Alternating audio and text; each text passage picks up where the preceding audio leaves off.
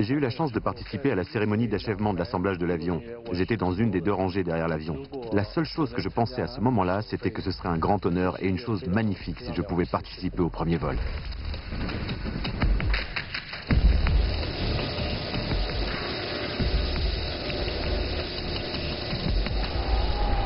Regardez, l'avion commence à rouler. De nombreux applaudissements l'accompagnent sur le site. Notre rêve d'avion gros porteur est enfin devenu une réalité. Vous avez entendu ces acclamations assourdissantes? Pas du tout, l'avion est très bien insonorisé. Cy Jun, commandant de bord du premier vol du C919, a piloté cet avion nouvelle génération dont les droits de propriété intellectuelle appartiennent entièrement à la Chine. Le premier vol fut un succès. En fait, j'ai un peu le vertige. Oh, quelle révélation! Le commandant du premier vol du C919 a le vertige. Est-ce que j'étais nerveux? Je suis allé aux toilettes quand je suis monté à bord, et puis une fois la préparation finie, j'y suis retourné. Et ensuite, dès que je me suis assis dans le cockpit, je me suis calmé. Puis je me suis frotté les mains et j'ai fait un signe. Et j'ai dit à mes collègues, c'est parti. En fait, le premier vol signifie le début d'une grande série de tests de vol. C'était une très grande responsabilité. S'approcher des nuages, tutoyer le ciel bleu, l'invité du jour, Cy Jun.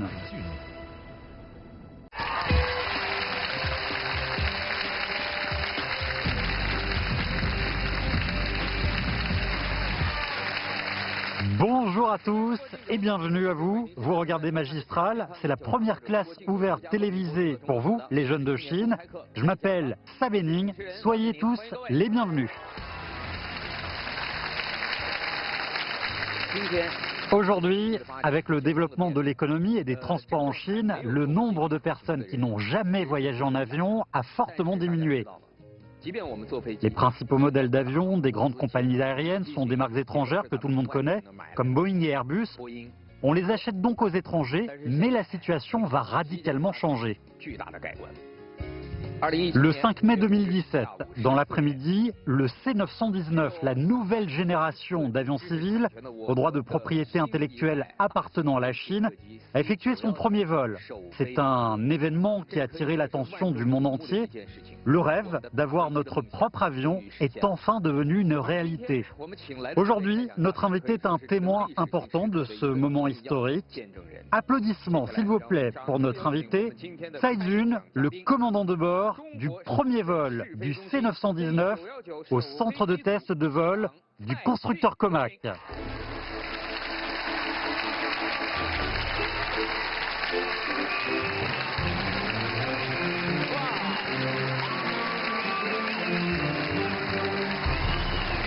Bonjour, commandant Tsai.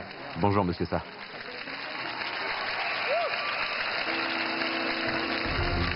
Merci à tous. Asseyez-vous. Vous m'avez fait changer mon impression sur les pilotes. Est-ce que le critère concernant la taille pour les pilotes d'avions civils est moins sévère aujourd'hui? Il ne faut plus forcément faire moins de 1,75 m? Eh bien, je vais partager avec vous une petite anecdote. En 1997, notre école a commencé à recruter des pilotes. Je m'y suis donc inscrit et pendant l'entretien, nous nous sommes alignés selon nos tailles. Et l'instructeur m'a désigné et a dit que les gens à ma droite, plus grands que moi, pouvaient partir et ceux plus petits pouvaient rester. Quelle chance pour vous! Oui, donc aujourd'hui, la norme est moins sévère. On a pas mal de pilotes d'une taille de 1,90 m, voire plus. Le seul métier qui pour moi attachait une grande importance à la taille commence à changer. J'ai entendu dire que nous avions le même âge.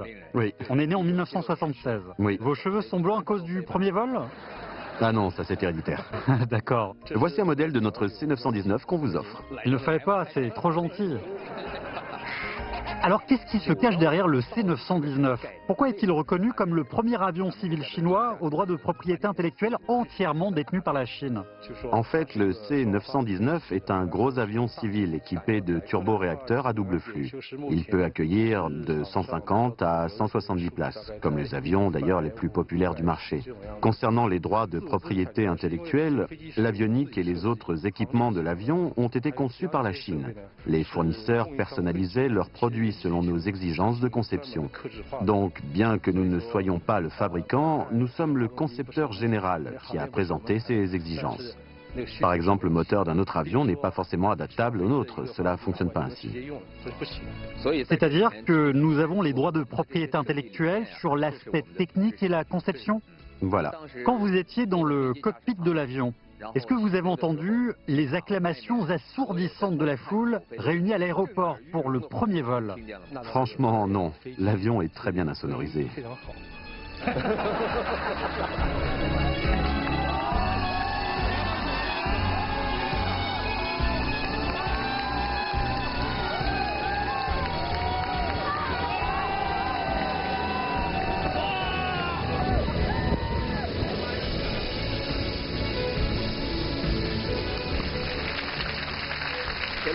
Au moment où les roues ont quitté le sol, la foule a hurlé de joie.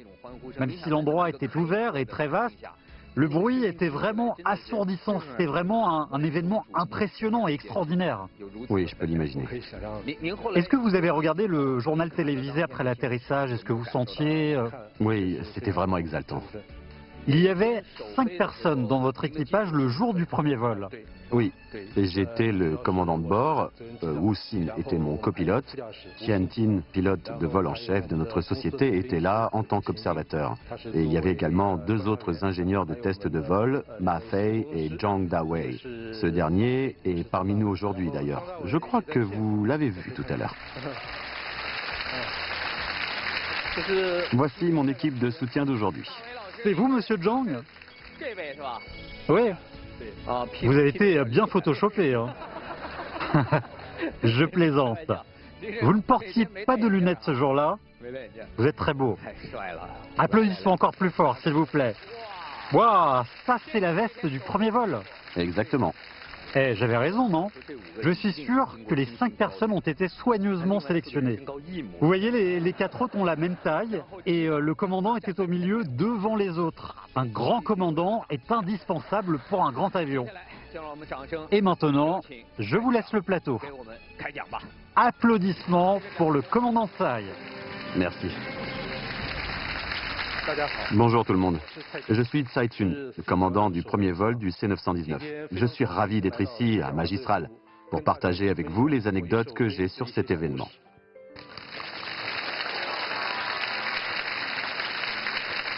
Vous pensiez probablement que la date du premier vol a été choisie délibérément. Le 5 mai 2017, cela semble être un jour propice et facile à retenir. En fait, ce n'est pas le cas. En avril, les conditions climatiques n'étaient pas idéales. Avec la station et l'observatoire météorologique de Shanghai et nos propres météorologues, nous avons analysé les prévisions. Et au final, on a décidé de choisir le 5 mai. Cette fenêtre de temps était suffisante pour que nous puissions achever le vol inaugural. Au soir du 3 mai, je pense que beaucoup de gens ont commencé à révéler cette nouvelle sur leur WeChat. Ce jour-là, la liste des membres d'équipage du premier vol a été officiellement publiée. Après ça, ce fut un bombardement sur les Moments sur WeChat. Tout le monde était attiré par cet événement. Ce jour-là, j'ai parlé avec beaucoup d'amis jusqu'à 21h30. Beaucoup d'entre eux me demandaient « Mais comment peux-tu avoir du temps pour discuter sur WeChat? T'es pas un peu nerveux ?» Je me sentais bien car les préparatifs que nous avions effectués étaient très satisfaisants et l'état de l'avion était aussi très bon. Le matin du 5 mai, nous avons regardé le ciel. C'était prévu pour 8 heures du matin, mais les conditions climatiques ne répondaient pas aux exigences d'un premier vol. Nous avons discuté avec les concepteurs, nos responsables et les météorologues pour savoir s'il existait des fenêtres météo ce jour-là. Selon les prévisions, nous avons décidé de commencer le vol à 14 heures. Du coup, il nous fallait monter dans l'avion 1h30 plus tôt. La décision fut prise tardivement. Par conséquent, quand je suis monté dans l'avion, il ne restait qu'1 heure avant le décollage. Cela signifie que nous avions une demi-heure en moins en préparation. Grâce à notre entraînement préalable, nous étions au point. Nous avons rapidement fini la préparation de l'avion et certaines personnes se demandent si j'étais nerveux à ce moment-là. Je suis allé aux toilettes quand je suis monté à bord. Et puis, une fois la préparation d'une dizaine de minutes finie, j'y suis retourné. Je pense que Zhang Dawei se demandait si j'étais nerveux. Après avoir mis les gilets de sauvetage, nous nous sommes assis. Je me suis frotté les mains, parce qu'elles étaient quand même un peu moites. Puis j'ai fait ce signe pour dire « Allez, c'est parti ». Et nous avons commencé à démarrer les moteurs. Nous devions faire un tour en roulant d'abord pour tester l'état de l'avion. On a attendu les instructions pour le début du vol, on s'est positionné sur la piste et enfin, décollage.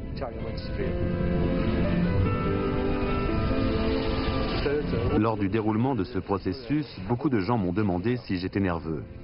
À ce moment-là, en fait, j'étais très concentré sur l'état de l'avion et les paramètres, comme la vitesse des moteurs, la température, soit les paramètres les plus importants. J'ai aussi la vitesse et la direction de l'avion. J'étais vraiment très concentré sur tout cela. Donc je n'avais pas le temps de stresser, de penser à d'autres choses. Et l'avion a décollé à 14 heures, comme c'était prévu.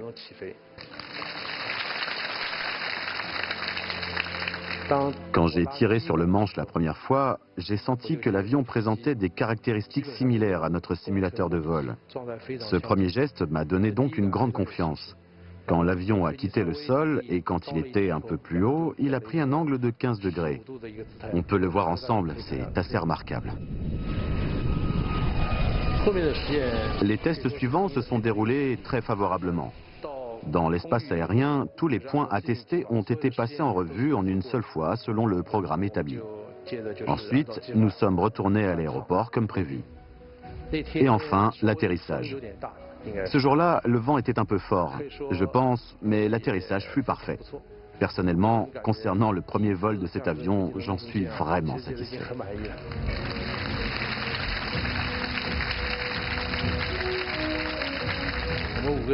Tous les 5, on s'est parlé, on s'est félicité, on s'est pris dans les bras avant d'ouvrir la porte du cockpit.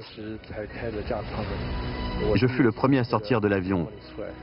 Notre concepteur en chef, Wu Ganghui, est venu m'accueillir.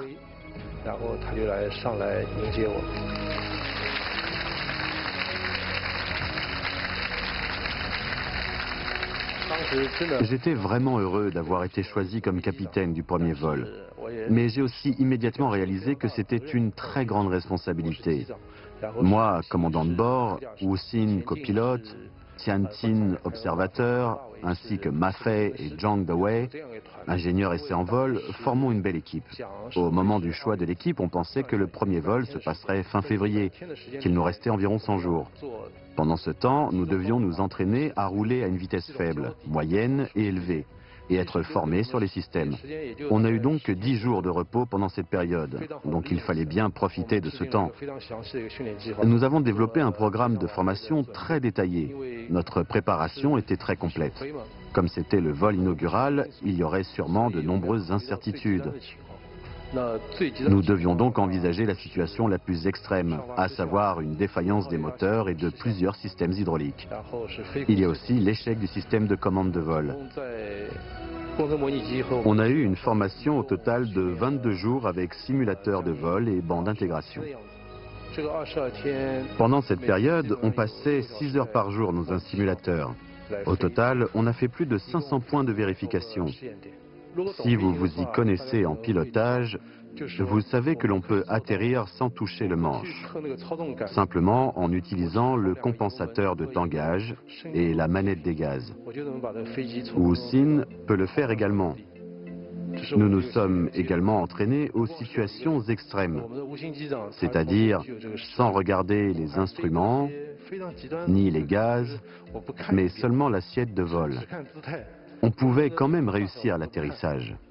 Ce sont nos résultats d'entraînement et qui ne sont pas mauvais.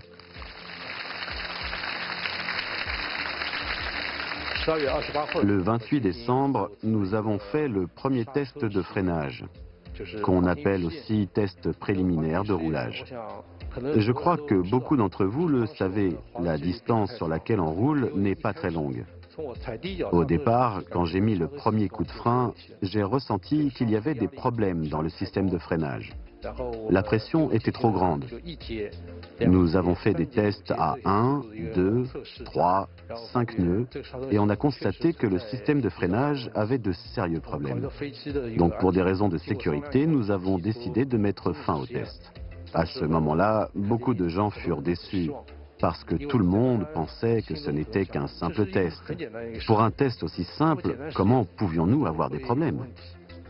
Nous avons immédiatement dialogué avec les concepteurs dès que nous sommes descendus. Nous leur avons expliqué le problème. Ensuite, ils ont fait une analyse basée sur les données enregistrées. Enfin, le problème de paramétrage du système de freinage a été trouvé. Ensuite, après contact avec le fournisseur, nous avons mis 2 mois pour ajuster les paramètres. Après ces ajustements, nous avons effectué un deuxième test préliminaire le 28 février. Ce dernier a été considéré comme réussi. La vitesse maximale fut de 30 nœuds. Cela équivaut à environ 55 km/h en voiture. Nous avons réussi et établi une confiance pour les roulages à vitesse faible, moyenne et élevée. À la fin du mois d'avril, nous avons terminé tous les tests de roulage au sol et nous avons décidé de la date du premier vol. Le premier vol pour moi est véritablement une fierté, comme pour tous les pilotes.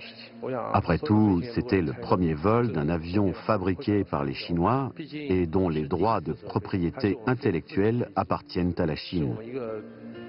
C'est vraiment une grande fierté.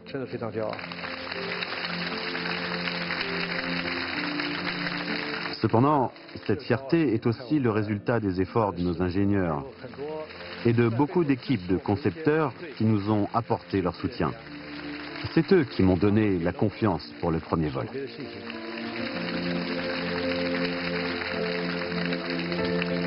Mon discours d'aujourd'hui se termine ici. Merci beaucoup.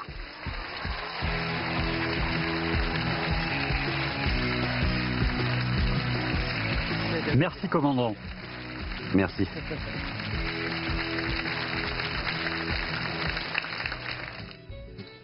C'est votre premier passage à magistral. Est-ce que c'est aussi votre premier discours? Oui, on peut dire ça.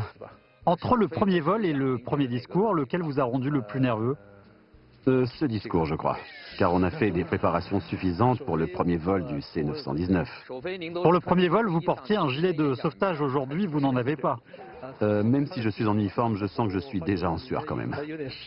Vraiment? Car vous étiez nerveux, c'est ça? Oui, car c'est la première fois pour moi, donc c'est normal d'être nerveux. C'est comme pour le premier vol. Nos spectateurs d'aujourd'hui sont vraiment... L'un d'entre eux est très curieux. Je vois une bague sur votre main gauche.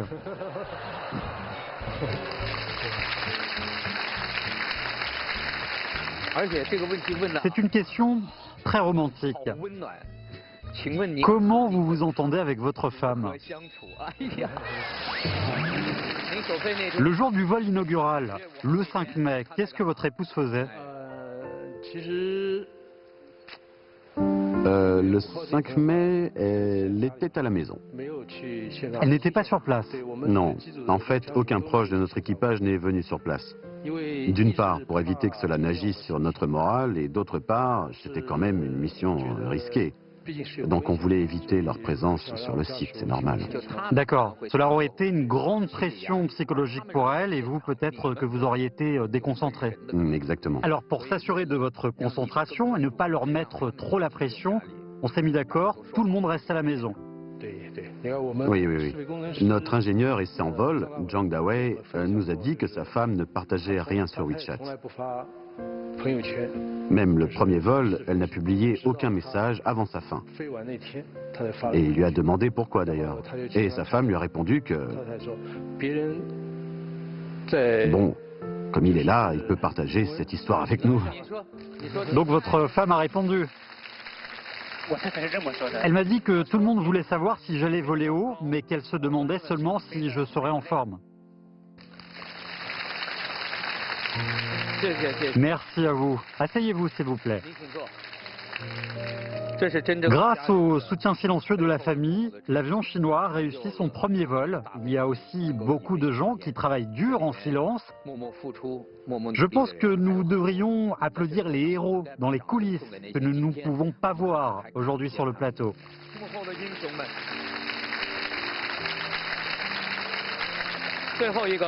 Une dernière question du public. Je suis une hôtesse de l'air. J'aimerais savoir quand pourrons-nous voler dans le C919. Qui est-ce? Vous travaillez dans quel modèle d'avion? L'A330 d'Airbus. C'est plus gros que l'A320. Également dans l'A320. D'accord. Alors après le succès du premier vol du C919, vous souhaitez travailler un jour à bord du plus gros avion de ligne chinois? Oui, bien sûr. Quand est-ce que le rêve de cette hôtesse se réalisera? Beaucoup de gens croient qu'après le succès du premier vol, les tests sont finis. En fait, le vol inaugural signifie le début des essais en vol. Selon le processus, nous avons d'abord le premier vol, ensuite les vols d'essai pour les ajustements, puis les vols tests de développement, enfin les essais pour obtenir les certifications et homologations. En gros, nous avons prévu plus de 4000 heures de vol, soit à peu près 3 à 4 ans. J'espère que vous et vos collègues, vous pourrez réaliser ce rêve le plus tôt possible. Ok, merci Monsieur Tsai, merci commandant. Qui sait, peut-être que dans 3 ou 4 ans, nos spectateurs pourront prendre cet avion pour leur voyage d'affaires.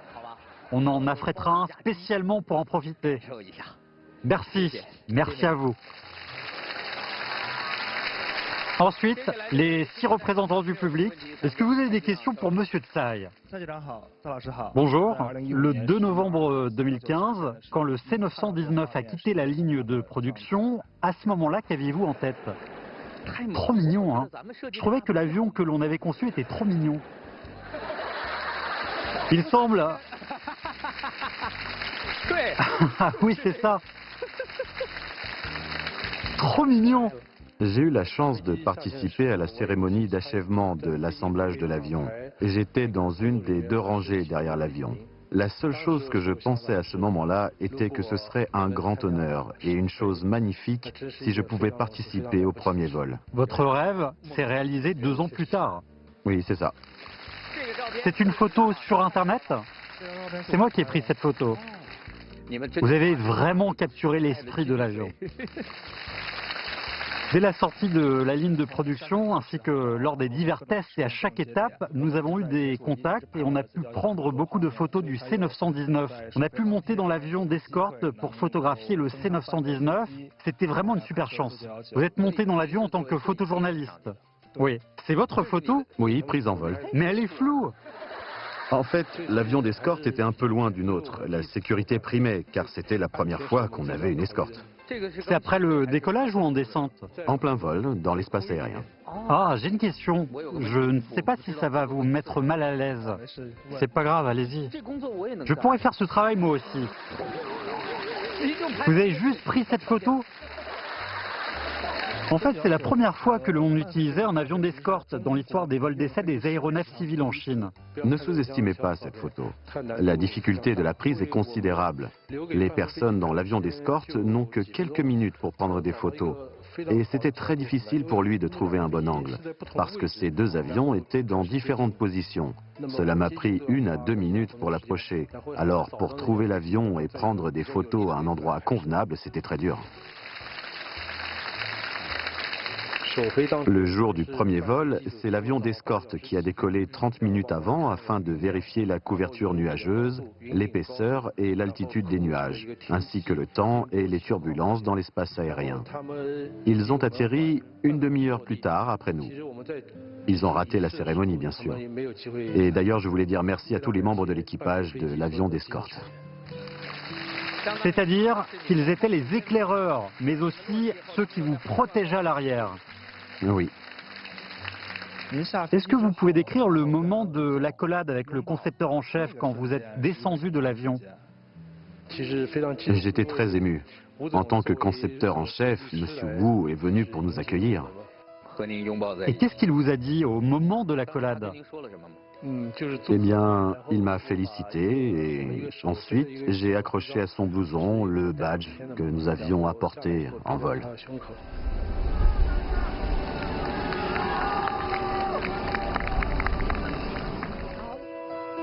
Et j'ai vu des larmes dans ses yeux d'ailleurs. Des larmes? Oui, en fait cet avion a été conçu sous sa direction, donc l'avion C919 est un peu comme son enfant. Est-ce qu'il vous avait dit qu'il ne faudrait pas pleurer à l'atterrissage? Non, il dit souvent qu'on peut savoir si l'état de l'avion est bon en voyant mon sourire en descendant de l'appareil.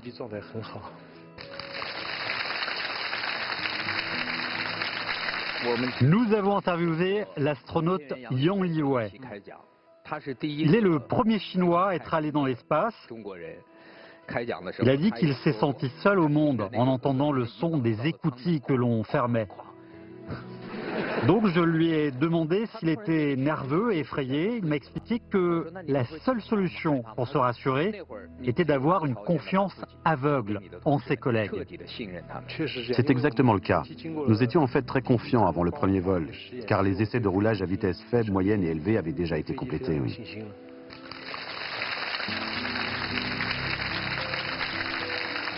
Le même jour, j'étais aussi à l'aéroport de Pudong. J'ai été également témoin du décollage du C919. Mon angle de vue n'était pas aussi bon que celui de Chunqiao. J'ai demandé un congé et je suis venue de Beijing à Shanghai, spécialement pour voir le premier vol du C919. Spécialement pour le voir? Oui, pour le photographier. Nous sommes arrivés à 6 h du matin pour attendre le vol jusqu'à 14 h. C'est votre œuvre? Oui, c'est ça.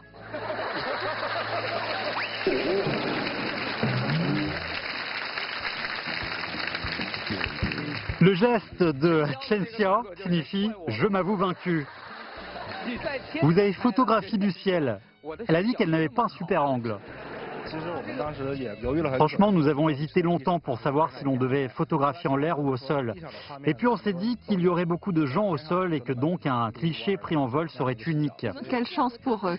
Bon, excuse acceptée. Les angles de vue au sol sont plus variés. Beaucoup de gens pouvaient prendre la photo depuis là. En l'air, l'angle de prise serait unique, bien que la photo soit floue. L'allure et la beauté sont bien représentées. Voyons l'expression sur le visage du capitaine. C'est Wuxin. C'est la place du copilote que l'on voit avec cet angle. Voilà. Qu'est-ce que c'est? Ah, c'est l'endroit où j'étais quand je photographiais. La fille en blanc, c'est moi. Sur le chariot élévateur? Oui. Vous êtes en blanc? Oui, c'est moi. Les photos que vous avez faites semblent similaires à celles de Chen Xia. Vous avez le même angle de prise. C'est pourquoi ces photos sont tellement belles. Vous aviez remarqué qu'il y avait un chariot élévateur à côté? Oui. Et alors... Le chariot élévateur était loué sur place. Ah, je pensais que vous l'aviez conduit depuis Beijing. Le terrain appartient à un agriculteur. Heureusement, il avait un chariot élévateur de disponible.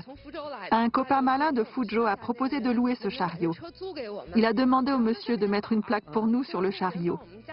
Sinon, on n'aurait pas pu rester debout sur les barres. Quel courage! Sans aucune mesure de sécurité. Les risques que vous avez encourus sont quasiment les mêmes que ceux qu'ils ont pris pour le premier vol. Combien ça a coûté la location? Nous voulions prendre des photos au moment du décollage. Le monsieur était d'accord. C'était 100 yuan la demi-heure. Quand on est monté sur le chariot, on a vu que l'angle était pas mal, donc on a demandé si on pouvait l'utiliser pour l'atterrissage aussi. Au final, on a dépensé 200 yuan pour 2h30. Vous avez attendu le décollage sur la terre ferme? C'est ça. Sur le chariot loué? Oui. Si l'avion s'était envolé à l'étranger? On aurait été obligé de l'acheter, je pense. Honnêtement, je remercie les fans d'aviation et les amis des médias. Vous savez, ils n'ont été informés de l'heure précise du décollage que très tard. Oui. Et il y a beaucoup de journalistes qui ont commencé à attendre même la veille. Waouh! À 20 h, ils attendaient déjà là-bas. Et il n'y avait ni nourriture, ni eau. Ces échafaudages ont été érigés temporairement. Regardez les nombreux photographes, amateurs d'avions, professionnels et fans. Ils ont tous un super enthousiasme. Oui, c'est vrai. Regardez ce qu'ils ont fait. Ça doit vraiment être des fans invétérés. Oui, il y en a beaucoup qui ont commencé à attendre le vol la nuit précédente. Peut-être que c'était juste une petite partie. Oui.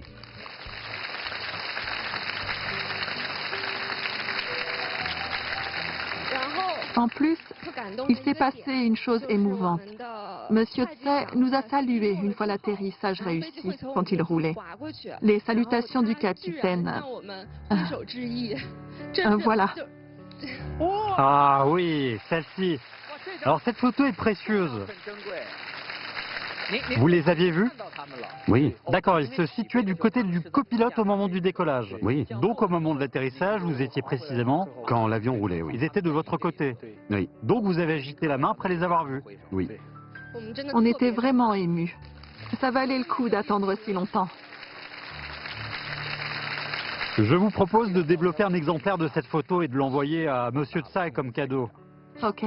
C'est le souvenir du succès du premier vol venant d'un vrai fan d'aviation.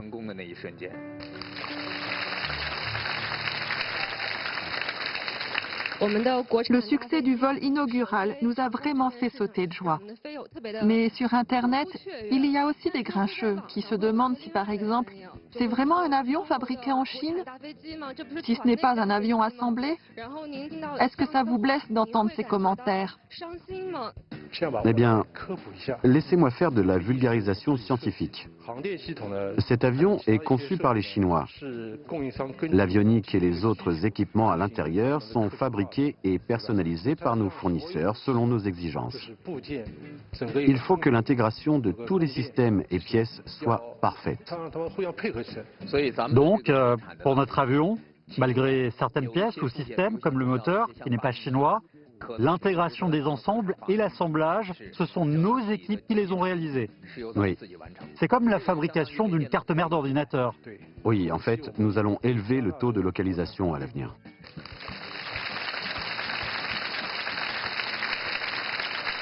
Bonjour Monsieur Tsai, bonjour Monsieur Sa. Je suis étudiant première année à l'Académie d'aviation de l'Université d'aéronautique et d'astronomie de Beijing. J'ai remarqué que vous aviez mentionné un problème rencontré lors du test de roulage. Oui. Le résultat de ce test ne répondait pas à vos attentes. C'est exact. Votre décision a fait que le premier vol a été ajourné. Face au doute qui venait de l'extérieur, quelle a été votre position à ce moment-là? Le travail important d'un pilote d'essai est d'informer les concepteurs et d'anticiper les lacunes de l'avion. À ce moment-là, je me suis dit que j'avais pris la bonne décision, c'est-à-dire l'arrêt du test. Il faut laisser les concepteurs être au courant des défauts de l'avion, afin d'assurer le fonctionnement optimal des tests suivants. Le système de freinage. Oui, ce problème a eu lieu à faible vitesse. Je n'ose pas imaginer le résultat à une vitesse plus élevée. Cela risquait d'endommager la structure du train d'atterrissage, voire même celle de l'avion. Vous avez fait face à des contestations quand vous avez pris cette décision? Oui, je dirais que la pression était relativement grande. En fait, les concepteurs pensaient que l'équipage ne souhaitait pas effectuer les tests, que les problèmes venaient de l'équipage. Pas assez d'expérience, par exemple. C'est ça. Comme nous sommes jeunes et que c'était notre premier vol, peut-être qu'il y a eu des gens qui ont douté de nos capacités. La conception était de notre ressort et les pièces étaient fournies par les fournisseurs. Nous avons donné des informations aux concepteurs qui ont ensuite demandé aux fournisseurs de faire des modifications. Donc il a fallu un temps relativement long. Mais si on n'avait pas corrigé ce défaut dès le début, au final, la date du premier vol aurait été possiblement ajournée à une date encore ultérieure à cause des problèmes cumulés. Exactement. Ça peut vite devenir un gros problème quand on trouve des défauts à une vitesse moyenne ou élevée. Donc trouver les problèmes et les résoudre, c'est plus important que la face. En tant qu'étudiant en aviation, est-ce que vous étiez concerné par cet événement? Oui, on l'a suivi du début à la fin. Si dans 20 ans, vous devenez aussi le commandant d'un vol inaugural et que vous rencontrez la même situation, imaginez, vous pilotez un avion tout neuf avec vos collègues de l'équipage et lors du test, vous trouvez que le système de freinage de l'avion est un peu trop sensible. Qu'est-ce que vous faites? Je crois que je ferai le même choix que Monsieur Tsai. C'est un bon exemple à suivre. J'ai appris que vous aviez appris à piloter en 1998, c'est vrai? Oui. Le hasard fait que je suis né en 1998. Dans le secteur de l'aviation civile, il y a un dicton que vous avez dû entendre. En Chine, on ne manque pas de pilotes, mais de capitaines expérimentés. Vous, le pilote d'essai en chef du C919, a plus de 10 000 heures de vol au compteur. Est-ce que vous avez des histoires ou des expériences qui se sont déroulées au cours de votre travail et que vous souhaitez partager avec nous?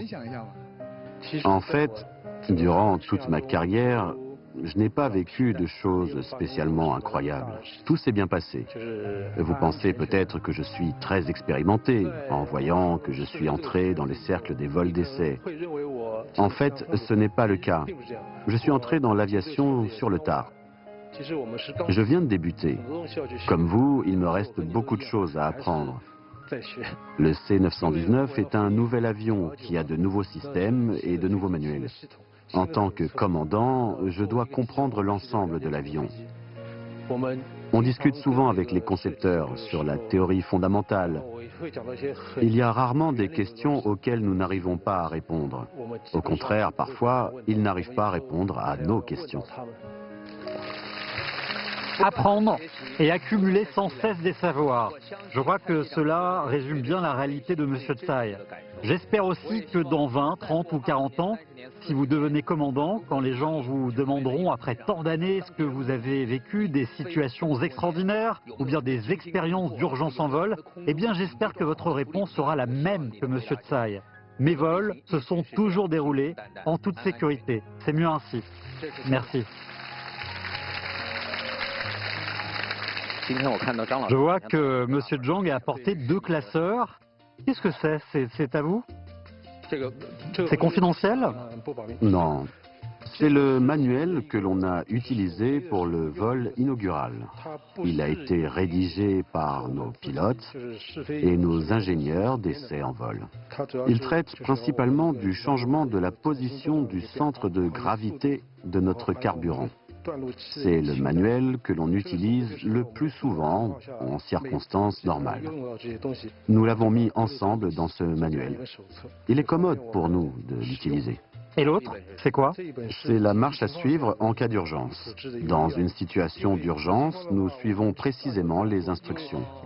Nous ne sommes pas forcément capables de tout retenir par cœur. Nous devons donc nous assurer de faire ce qu'il faut en cas d'urgence. Donc nous l'avons écrit et nous le suivons mot à mot. Allez, personne suivante. Bonjour Monsieur Tsetun et Monsieur Sa. En plus d'être une étudiante ordinaire, je suis une amatrice de débat. Je suis la chef de l'équipe de débat de ma faculté. Pourtant, je ne suis pas celle faisant le plus autorité dans l'équipe. En général, j'aime incarner un rôle neutre. La personne qui ne dit que des mots gentils. J'aimerais demander à Monsieur Tsetun si, en tant que commandant, c'est bien vous qui dirigiez votre groupe de 5 personnes et c'est bien vous qui preniez des décisions. D'autres personnes peuvent me confier ce pouvoir, mais selon moi, le premier vol fut une mission de groupe. Je ne pouvais pas la compléter tout seul. Je pense que ma tâche était de profiter des qualités de chaque membre pour accomplir cette mission ensemble. Si j'avais pris toutes les décisions, il y aurait certainement eu beaucoup de dangers cachés. Par exemple, il y a des choses que je ne peux pas complètement considérer seul. J'aurai plus d'idées et de solutions si j'écoute les opinions de mes collègues. Une personne en plus, une idée en plus, cela signifie une solution en plus, ce qui permet d'éviter les risques. Donc, bien gérer une équipe, ça ne signifie pas contrôler tout le monde, mais laisser libre cours à la capacité maximale de tous, dans leur spécialité. Exactement. Comme ça, toute l'équipe peut avoir un esprit combatif. Au cours de votre discours d'aujourd'hui, j'ai réfléchi à une question.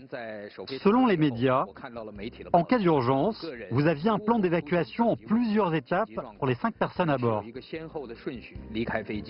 Oui. Quelle est la procédure?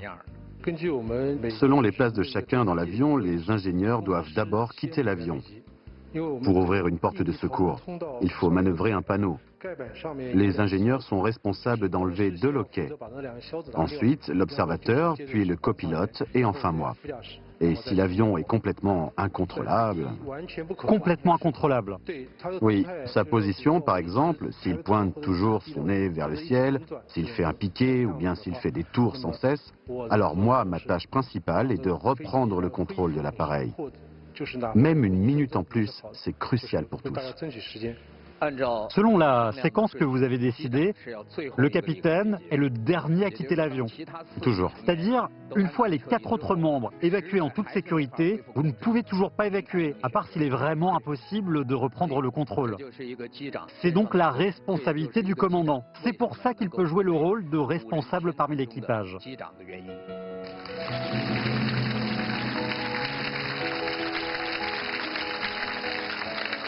Bonjour Monsieur Sa et bonjour commandant. Contrairement aux autres, après avoir écouté votre discours, j'ai encore plus peur de prendre l'avion.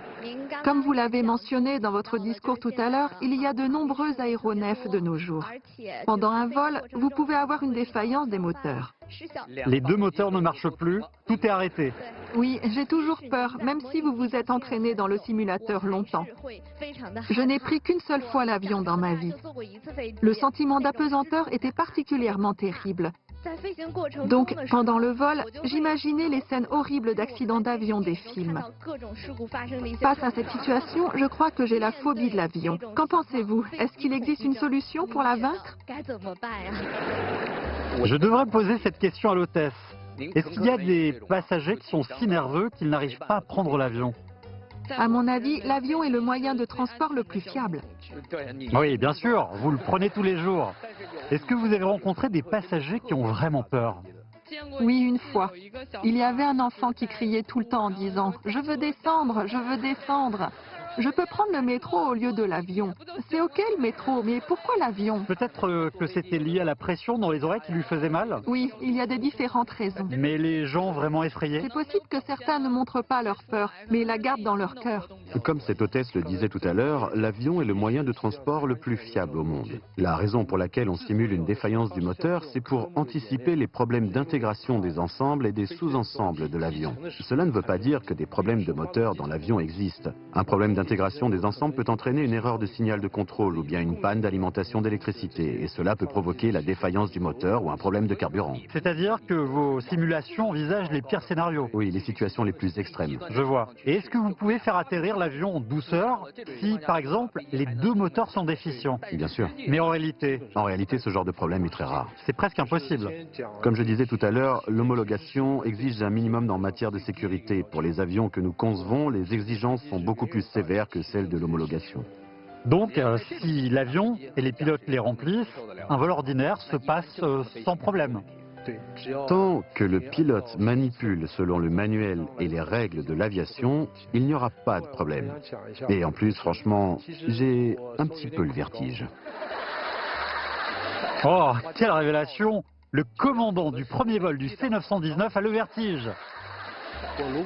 Si je jette un coup d'œil vers le bas du 10e étage, mes jambes tremblent.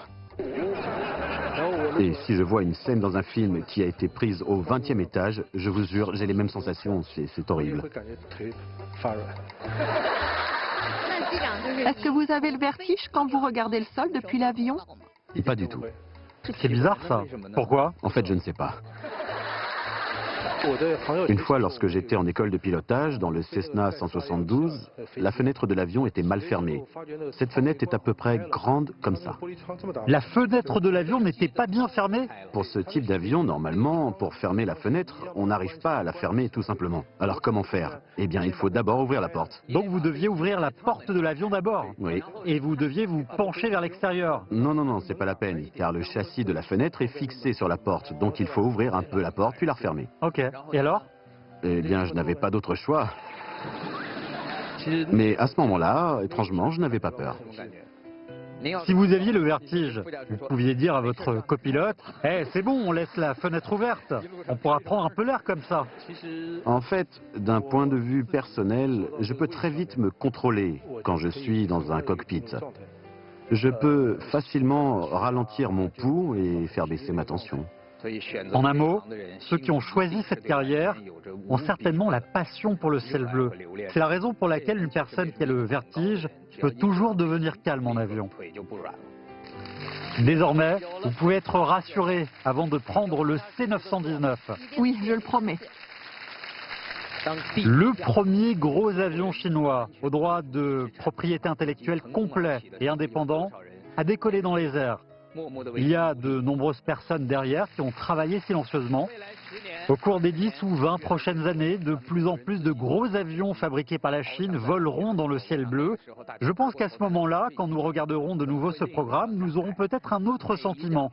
Chaque avion, chaque pilote, dans son cœur, a pour engagement de respecter les mots responsabilité et sécurité.